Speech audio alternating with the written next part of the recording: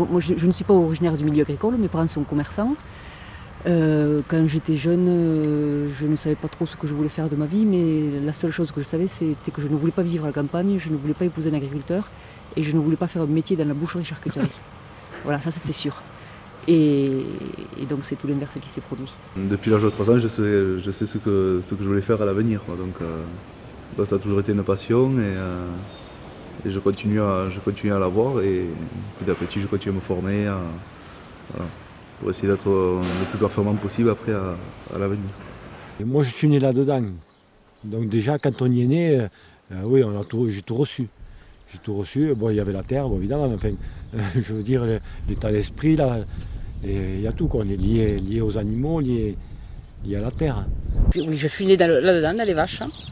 Oui, le soir, avant, au lieu d'aller faire les devoirs, j'allais plutôt traire hein, que de rester dedans. Et puis, bon, moi j'aime ça, quoi, les vaches, les veaux, tout. Puis j'aime vivre à l'extérieur, pas avoir de patron derrière, enfin, de patron par le Crédit Agricole.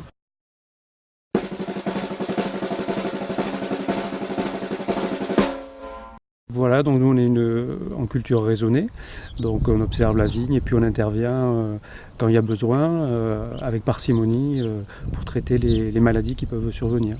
Je me suis lancé dans le non-labour, enfin le semi-direct, et donc depuis 1995 je ne travaille plus du tout le sol. Le principe en fait de ce monde de cette technique culturale, c'est de plus du tout retourner la terre et puis d'allonger des rotations. Et puis bon, avoir les sols couverts en permanence, c'est-à-dire bon, avoir des couverts végétaux. Donc aujourd'hui on est en culture raisonnée, en lutte intégrée pour tout ce qui est légumes et en culture du sol simplifiée. Donc on est pratiquement en semi-direct, donc qui nous a demandé un investissement assez important au niveau du matériel, mais qui aujourd'hui nous a allégé au niveau charge de travail. Voilà.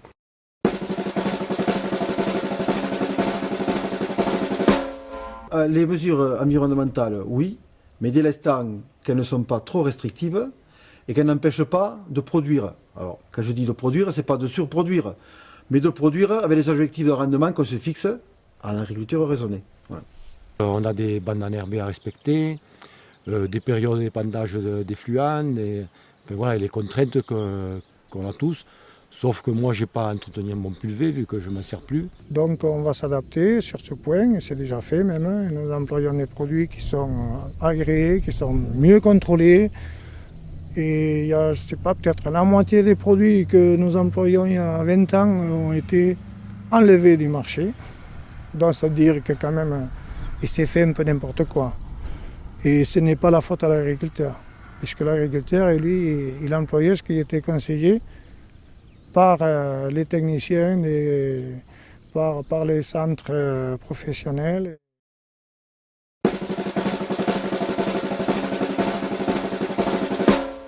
Ah ben nous on a les aides PAC, ça on ne vivrait pas. Mais avant elles n'y étaient pas les aides PAC, parce qu'on nous payait les produits au juste prix. L'agriculteur ne peut pas produire à perte. Hein. Donc s'il n'a pas l'aide, qui représente entre 30 et 50% du revenu de l'exploitation quand même. Moi dans mon cas, oui, ça peut être 30%. Ouais. Donc c'est mon salaire en gros. L'aide ça peut être mon salaire. Voilà.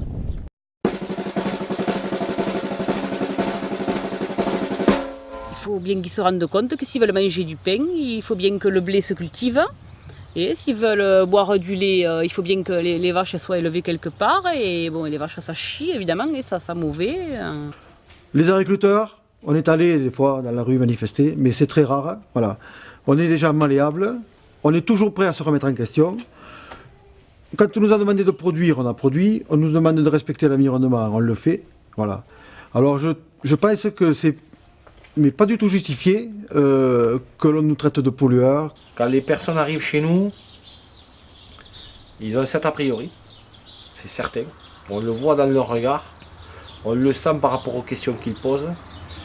Ensuite, quand ils ont passé la matinée avec nous, c'est complètement différent, ça a complètement changé. Parce qu'ils s'aperçoivent que qu'on arrive à tenir une conversation, qu'on arrive à les accueillir correctement, qu'on arrive quand même à faire passer quelque chose, qu'ils voient que c'est pas simple, qu'il y a toujours des contradictions,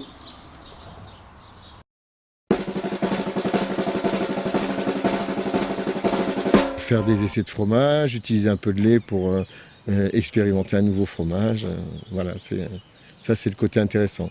Et puis il y a un deuxième côté, c'est le côté, je pourrais dire pédagogique, c'est-à-dire recevoir des gens qui viennent très très fréquemment visiter l'exploitation, voir les chefs, voir la fabrication.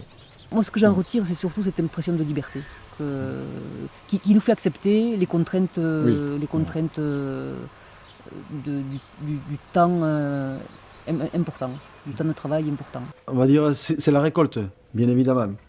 Bon, ça, c'est le côté, si vous voulez, c'est comme une grossesse. On travaille, on fait pousser du blé pendant 9 mois et puis au mois de juillet, on le récolte. C'est l'aboutissement d'un travail, le travail d'une année. Voilà. Mais si je parlais plutôt de la passion, ce serait plutôt l'époque de labour, à l'automne, quand la nature, je trouve que la nature est très belle à l'automne, et l'odeur des labours, voilà, ça c'est le côté plaisir, le côté amour.